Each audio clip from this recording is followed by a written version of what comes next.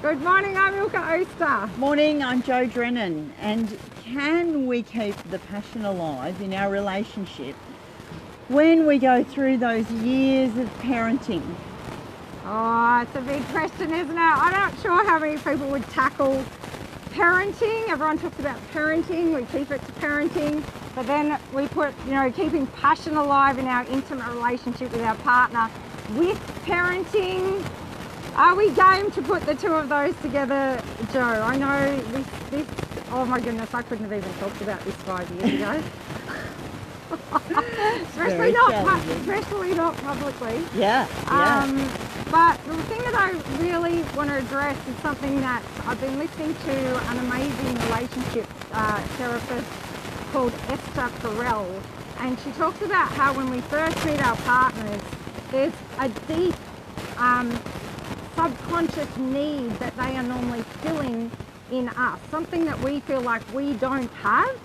And for me, but not necessarily aware of it. So it's subconscious. We're not really aware of it, and it's only probably looking back in hindsight now that I can see, yes, I definitely did this when I was, in my early 20s. When I met my husband, I had a childhood where there was a lot of ups and downs, not very much what I would say certainty. In some areas of my life I had a lot of certainty, but with my dad being a businessman, we'd moved 4 times by the time I was 4.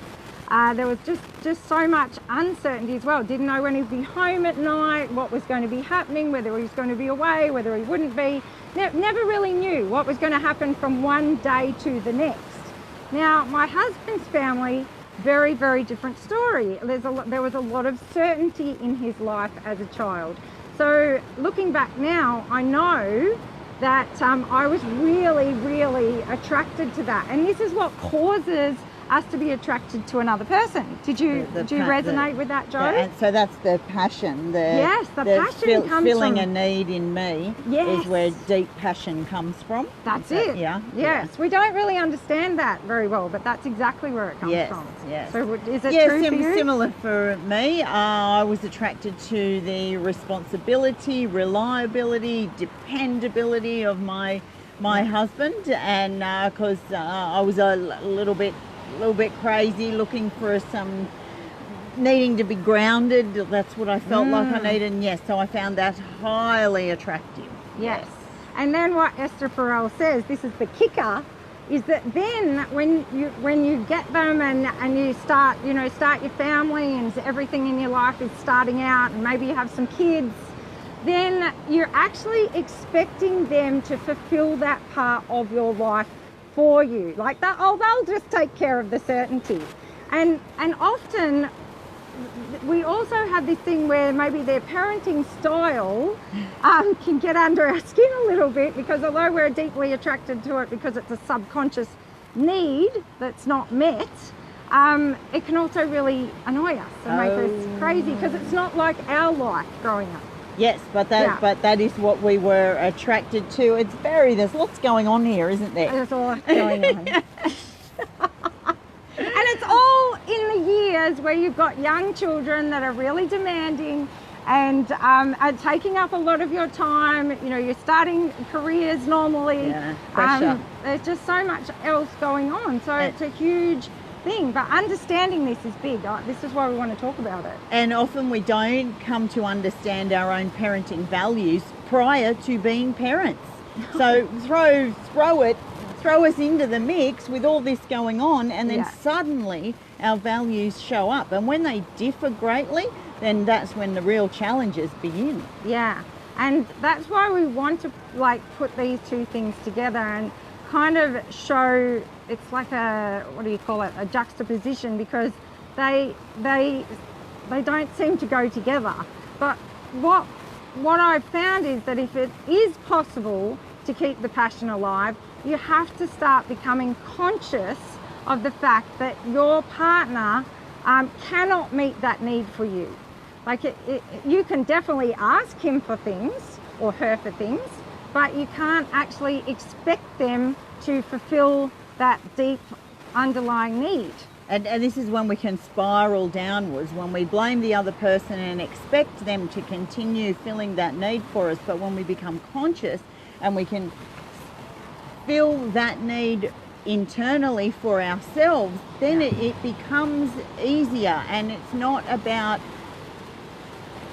losing self-responsibility, blaming the others, spiraling downwards. I remember when I began speaking about my divorce and someone said to me, oh, the year 12 divorce happens everywhere. I thought, what? Well, there's a name for it. This is a regular thing. And again, that's what happens. The spiral starts. And then I guess many people wait till year 12 because then the responsibility of the children is somewhat more off our hands. And then we can make big decisions like divorce. Yeah. But normally I think that if I've been able to work it out in my head, like why does that happen all the time? In my own marriage, I had to start facing up to the fact I couldn't. I had to start asking. I remember it took me 10 years to ask to be taken away on a weekend. I expected my husband to take care of that kind of thing for me, and maybe that came from things that happened in my own childhood too. But as we grow up, we actually have to learn to ask for these things for ourselves, and this can be really difficult. And it brings up all sorts of emotion, shame, and guilt, and disappointment, and all your childhood programming as well. So your partner will. The interesting thing about this whole subconscious thing is that you get to address the programming in childhood, but all the times you were disappointed, or all the times you felt rejected, or all the times you felt betrayed, and by addressing those things you'll become more conscious. And again, I use tapping to help me let go and release those things in my body. And then you can start asking and using your voice and using that, like being more adult. It took me a long time to become an adult. Yeah, me too. I mean, we have to grow up. They're like, well, so here we are parenting and we're really still behaving like children. But it really is about looking after our own inner child, isn't it? Yeah, and then really, like, the passion can stay alive. Like, for me, that's what's happened anyway. As I've started to really be able to ask for what I want and tell my partner what I need, then the sky's the limit then. Like, it's just like anything's possible. But when you're coming from like a triggered place where you're bothered by them and you're blaming them, then that's like you say, Joe, the spiral. That's the spiral. So there's kind of only two ways to go. But yeah, well, it is. I found in my past, and yesterday, that recently, it's far easier to blame others than take self-responsibility. Sometimes it's really hard to look in the mirror and own your own rubbish. It really is a conscious choice to do that. Yes. And life is better doing that, but it's not the easy choice. No. So we go through many of these topics in our Awaken Parenting courses. So it's not just about parenting; it's about far more. Yeah. Because we want people to be parents, but also be having amazing, alive, passionate, intimate relationships at the same time. And it truly is possible. It is possible. Yes.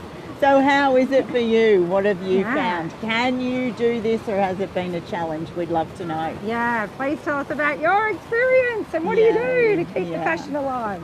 Thanks for joining us, and we'll see you next Wednesday from Mooloolaba Beach, and inspire someone today.